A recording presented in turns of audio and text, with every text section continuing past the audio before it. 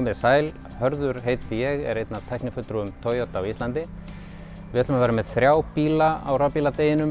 Í fyrsta lagi Toyota Mirai sem rafmagns vetnisbíll sem keyrir eingöngu á rafmagni en framleiðir það sjálfur í efnarafal sem fær vetni úr tanknum og hvatasama vetni og súrefni, býr til rafmagn fyrir rafmótorinn og út pústi kemur bara vatn.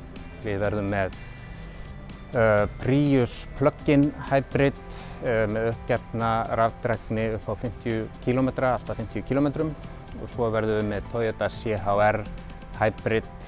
Hybrid-kerfið búið að vera í gangi hjá Toyota í 21 ár og gengur út á það að endurheimta og endurvinna hluta þeirri orku sem bíllinn að nota í akstri. Toyota CHR með 4. og 9.